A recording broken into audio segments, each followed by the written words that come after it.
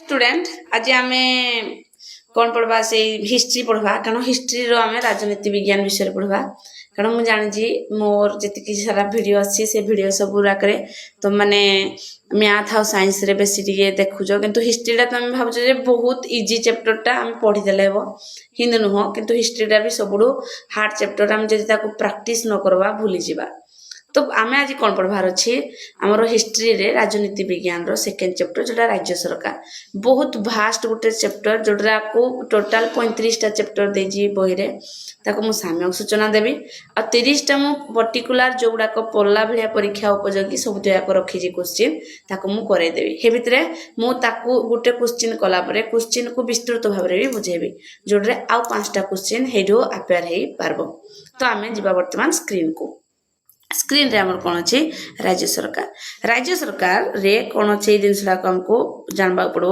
राज्य सरकार गठन रे से एका जे म तुमको कोन कहितली भारत एक अर्ध संघीय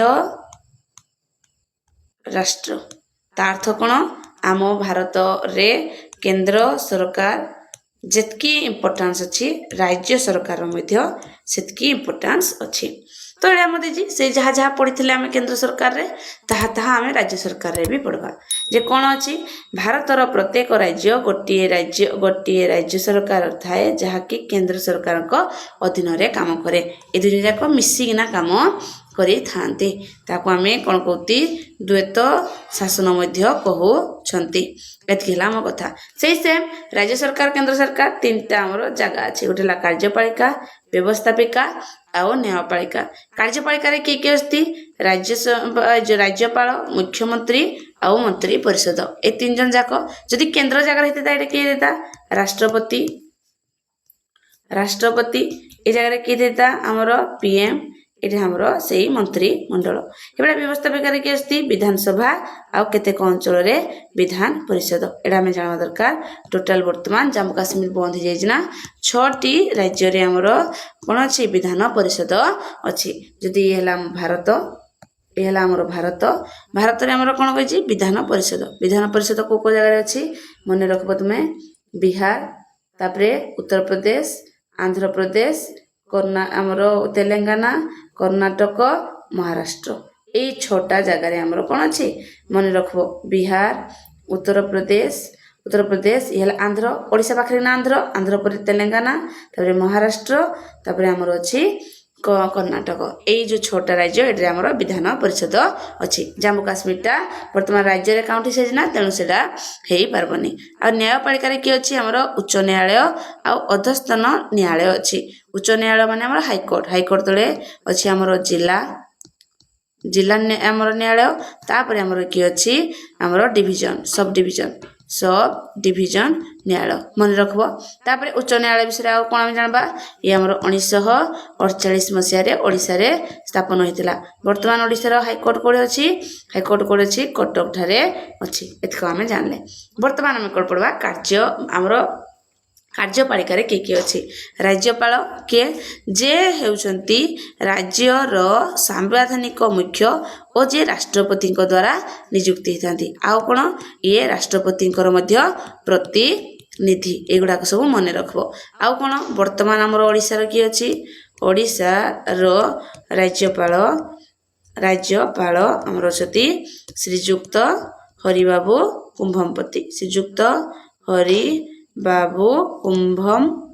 कुंभमपति एति तमे मने रखबो से कोन करती ताकर प्रशासनिक व्यवस्थापिका अर्थनैतिक संबंधी और न्यायिक क्षमता रखी थांती तापरे मंत्रिमंडल मुख्यमंत्री वर्तमान के अछि हम ओडिसा का सरी पड़ुजी तो ओडिसा रे हमर अछि के हमर बीजेपी सरकार रे मुख्यमंत्री के हमर श्रीयुक्त मोहन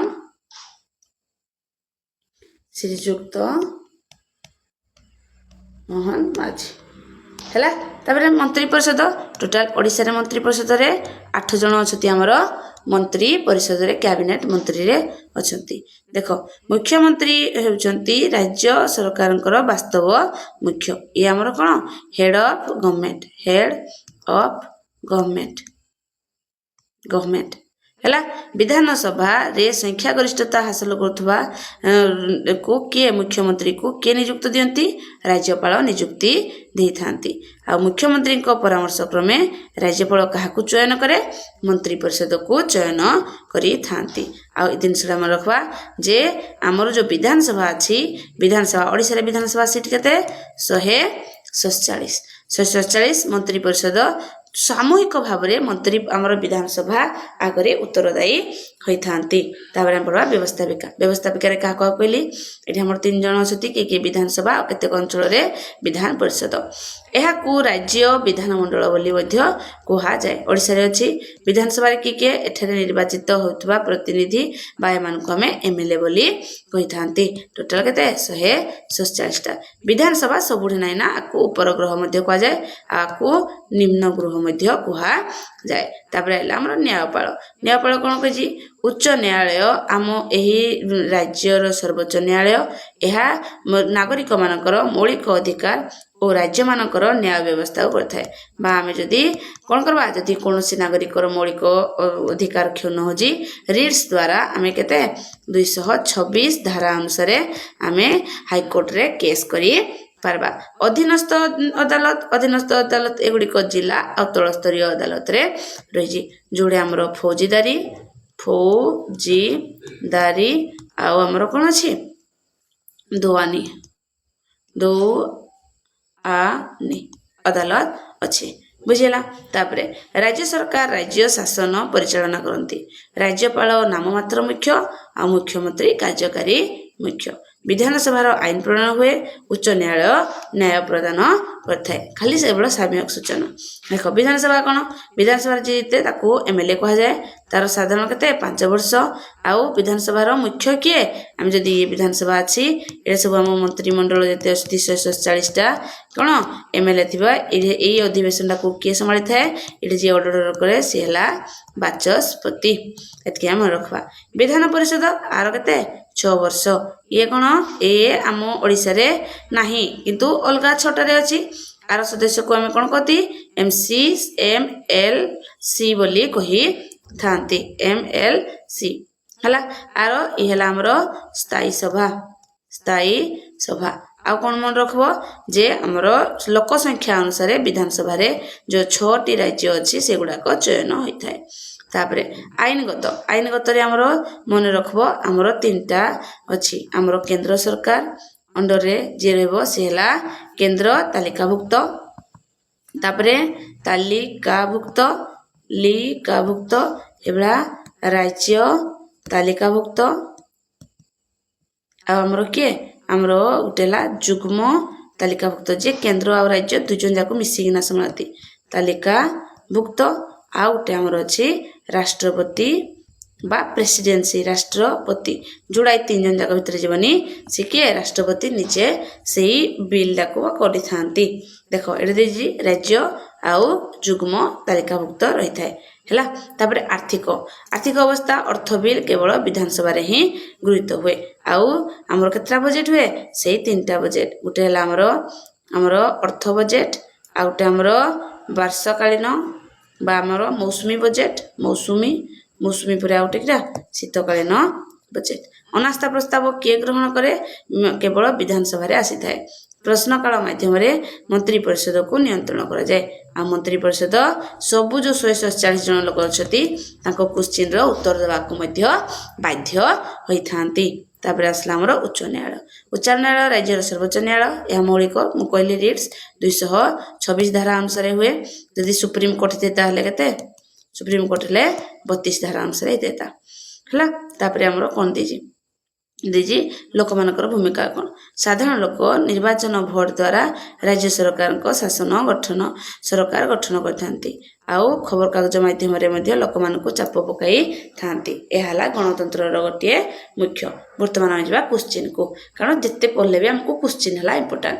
ଭାରତର କେଉଁ ସ୍ତରର ଶାସନକୁ ରାଜ୍ୟ ସରକାର ବୋଲି କୁହାଯାଏ? ରାଜ୍ୟ ସରକାର କାହା କୁହାଯିବ? ରାଜ୍ୟ ସ୍ତରର। ଏଠାରେ କିଛି କ୍ୱେଶ୍ଚିନ୍ ନାହିଁ। ରାଜ୍ୟ ସରକାରଙ୍କ ମୁଖ୍ୟ କିଏ ଅଟେ? ରାଜ୍ୟ ସରକାରଙ୍କ ମୁଖ୍ୟ କିଏ? ମୁଖ୍ୟମନ୍ତ୍ରୀ। ତାପରେ ଆମେ ଯିବା ନେକ୍ସଟ କ୍ୱେଶ୍ଚିନ୍କୁ। କେରା ଅଛି ଦେଇଛି ରାଜ୍ୟର ସାମ୍ବିଧାନିକ ମୁଖ୍ୟ କିଏ? ସାମ୍ବିଧାନିକ ମୁଖ୍ୟ କିଏ? ରାଜ୍ୟପାଳ। ଇଏ ହେଲା ସାମ୍ବିଧାନିକ ମୁଖ୍ୟ। ଯଦି ତୁମକୁ ପଚାରିଥାନ୍ତା ମୁଖ୍ୟମନ୍ତ୍ରୀ କିଏ? ଇଏ ହେଲା ଆମର ହେଡ୍ ଅଫ୍ ଗଭର୍ଣ୍ଣମେଣ୍ଟ ବା ସରକାରଙ୍କ ମୁଖ୍ୟ। ବୁଝିଲା? ଏକୁ ଆମକୁ ମନେ ରଖିବାକୁ ପଡ଼ିବ ହେଲା। ତାପରେ ରାଜ୍ୟପାଳ ଆମର ବର୍ତ୍ତମାନ କିଏ? ଶ୍ରୀଯୁକ୍ତ ହରିବାବୁ କୁମ୍ଭମପତି। ଏଇଟା ଭଲସେ ମନେ ରଖିବାର ଅଛି। ରାଜ୍ୟପାଳ କାହା ଦ୍ୱାରା ନିଯୁକ୍ତ ହୋଇଥାନ୍ତି? କାହା ଦ୍ୱାରା? ସେ ରାଷ୍ଟ୍ରପତିଙ୍କ ଦ୍ୱାରା ନିଯୁକ୍ତ ହୋଇଥାନ୍ତି। ଆଉ କିଏ? ଇଏ ହେଲା ରାଷ୍ଟ୍ରପତିଙ୍କର ପ୍ରତିନିଧି ହେଲା। ତାପରେ ଆମେ ଯିବା ନେକ୍ସଟ କ୍ୱେଶ୍ଚିନ୍। ରାଜ୍ୟ ବିଧାନସଭା କେଉଁ ସରକାରଙ୍କ ଅଂଶ ଅଟେ? ରାଜ୍ୟ ବିଧାନସଭା କେଉଁ ସରକାରଙ୍କର ଅଂଶ ଅଟନ୍ତି? କେଉଁ ସରକାରଙ୍କର? ରାଜ୍ୟ ସରକାରଙ୍କର। ଓଡ଼ିଶାର ବିଧାନସଭାର ଲୋକ ସଂଖ୍ୟା ଏତିକି। ଏଠୁ ମନେ ରଖିବ ଜେନେରାଲ କାଟାଗୋରୀ ସବୁବେଳେ ପଚାରେ। ଜେନେରାଲ କାଟାଗୋରୀ ଆମର କେତେଟା? ଆମର 91ଟା ସିଟ୍ ଅଛି ହେଲା। ତାପରେ ଆମର କ'ଣ ଅଛି କ୍ୱେଶ୍ଚିନ୍ ଦେଇଛି ବିଧାନସଭାର ସଦସ୍ୟମାନଙ୍କୁ କ'ଣ ବୋଲି କୁହାଯାଏ? ଆମେ MLA ବୋଲି କହିଥାନ୍ତି। ଆଉ MP କାହାକୁ କହନ୍ତି? ଲୋକସଭା। ଲୋକସଭା ଆଉ ରାଜ୍ୟସଭା। ତାପରେ ବିଧାୟକମାନଙ୍କର ସର୍ବନିମ୍ନ ବୟସ କେତେ ହେବା ଦରକାର? 25 ବର୍ଷ। ଆଉ MP ଯଦି ହେଇଥାଏ ତମେ କେତେ କହିଥାନ୍ତ? 30 ବର୍ଷ। ଯଦି କହିଥାନ୍ତା ବିଧାନ ପରିଷଦର MLC ତାକୁ ବି 30 ବର୍ଷ ହେଲା। ଏଇଟାକୁ ମନେ ରଖ। ତାପରେ ରାଜ୍ୟ ମନ୍ତ୍ରିମଣ୍ଡଳ କାହା ନିକଟରେ ଉତ୍ତରଦାୟୀ ଅଟେ?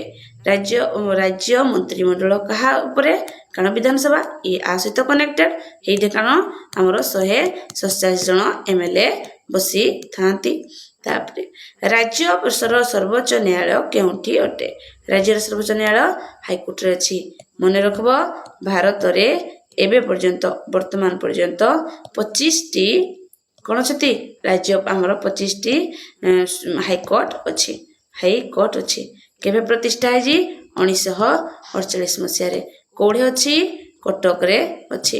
କେତେ ଜଣ ଆମର ବିଚାରପତି ଅଛନ୍ତି? ଆଜି ପର୍ଯ୍ୟନ୍ତ ମୁଖ୍ୟ ବିଚାରପତିକୁ ନେଇକିନା ଆଉ 27 ଜଣ ହେଲା। ତାପରେ କ'ଣ ଦେଇଛି ବିଧାନସଭା ବୈଠକର ଅଧ୍ୟକ୍ଷତା କିଏ କରନ୍ତି? ବାଚସ୍ପତି କରିଥାନ୍ତି। ସେ ଲୋକସଭାର ବି ବାଚସ୍ପତି ଆଉ ବିଧାନସଭାର ବି ଏଇ ଯେଉଁ ଲୋକସଭା ଆଉ ବିଧାନସଭାର ବାଚସ୍ପତି।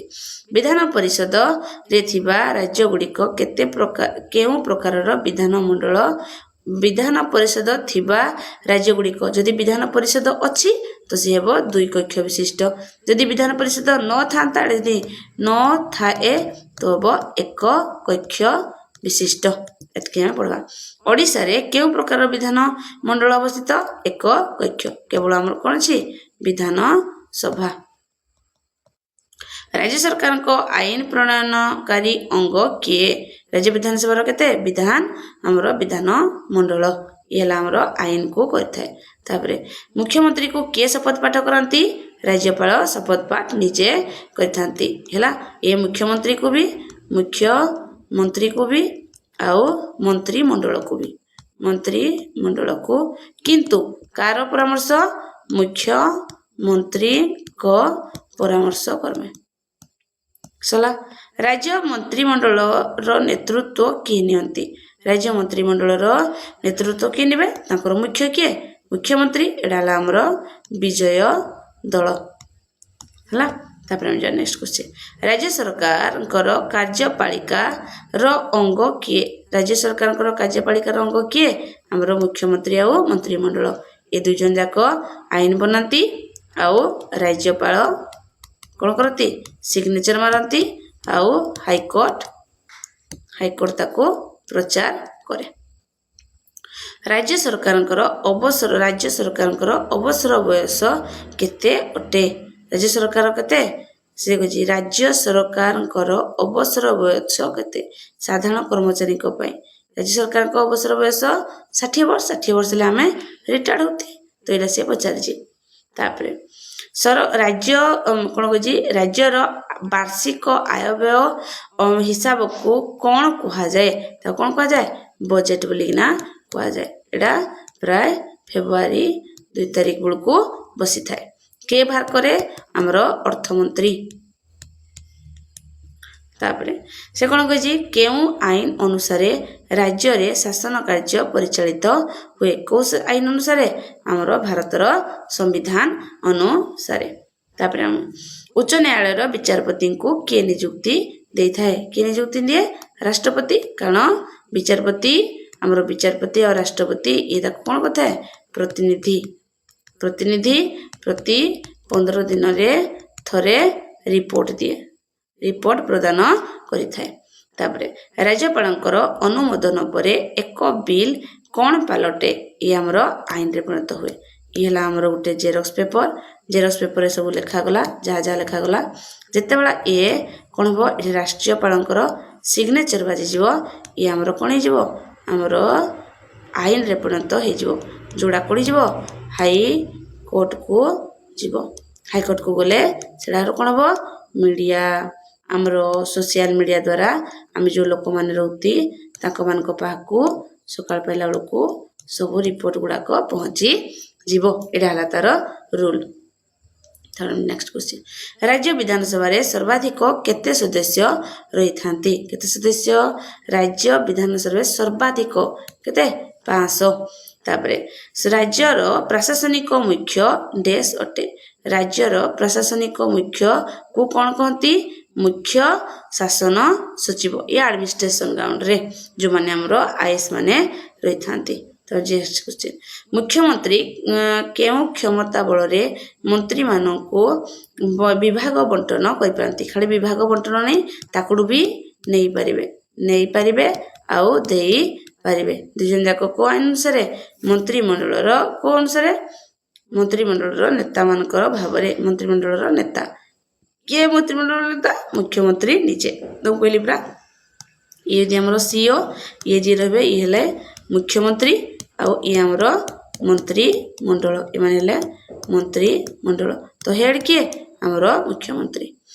राज्य विधानसभा रो कार्यकाल केते वर्ष 5 वर्ष जदि विधान परिषद मारिथिता विधान परिषद तो आम कौन कहते उत्तर होता 6 वर्ष कारण ये गोटे आमर अस्थायी विधान परिषद होगला आमर स्थायी सभा है तापरे एडे आ कौन हुए विधान परिषद रे 1/3 लोक बा 1/3 एमएलसी कौन करती 2 वर्ष रे थरे अवसर नियंती एतकी आमर थिला तापरे देजी राज्यपालंकर अनुपस्थिति रे तांको कार्य किए तुलाई थांती आमर मुख्य विचारपति उच्च न्यायालय रो मुख्य विचारपति तुलाई थांती से एका आमर राज्यपाल परे विचारपति से केन थाए आमर राष्ट्रपति केंद्र रे राष्ट्रपति परे उपराष्ट्रपति परे हमर क्या है सुप्रीम कोर्ट रो विचारपति ये दुटा सीरियल राज्य सरकार केउ विषय उपरे आईन कर परबे राज्य तालिका रे जे जेथिबो ता उपरे आईन करी पारबे ए हमरो विवाह रे एरे हमरो केंद्र रे विवाह जाई परबो आ हमरो कोन करबो छाड़पत्र किंतु हमरो एटरे कोन हबो एटरे हमरो राज्य स्तर रे हमरो जीव किए फॉरेस्ट आउ शिक्षा आउ उभय भितर हमरो आउ जतक थिला जेमिला पुलिस हे गुडा को जीव एटा हमरो राज्य रे पुलिस भी जीव अंडर रे जाई परबो तापरे उच्च न्यायालय रो विचारपति माने केते बयस एटा बारंबार पचार एमएमएस रे 62 वर्ष जदि सर्वोच्च न्यायालय बा हमर सुप्रीम कोर्ट पचार थेता सुप्रीम कोर्ट रे ले कथे तो 65 वर्ष। मुख्यमंत्री काहाकू तांकर इस्तीफा पत्र प्रदान करथांती हमरो जे नियुक्ति करे ये नियुक्ति भी करबे आउ इस्तीफा पत्र मध्य ग्रहण करंती। 30टा क्वेश्चन हला सब जाक मु पूरा डीपली बुझे देली 30टा क्वेश्चन भी कली तमे सब जाक भाबनी हिस्ट्रीटा तेजी हिस्ट्री रो हम राजनीति विज्ञान एक रे हम पई बहुत इंपोर्टेंस हेटू जो जुड़े भी क्वेश्चन पढ़बो दुईटा जाक हमको नंबर पेपर अछि तेणु भलसे पढ़वार अछि 30टा क्वेश्चन को भलसे सुनबार अछि ତାପରେ ଆଉ ଥରେ ତମେ ଭିଡ଼ିଓଟାକୁ ଆଉ ଥରେ ପଜ୍ ମାରିକିନା ଆଉ ଥରେ କିନା ତାକୁ ଦେଖିଦେବ ଯେମିତି ସବୁତିକ କ୍ୱେଶ୍ଚିନ୍ ଆଉ ଯେତିକ ଆମର ମୋରାଲ ଜିନିଷ ଅଛି ସବୁତିକ ଯାକ ତମେ ମାନେ ବୁଝିପାରିବ। Thank you.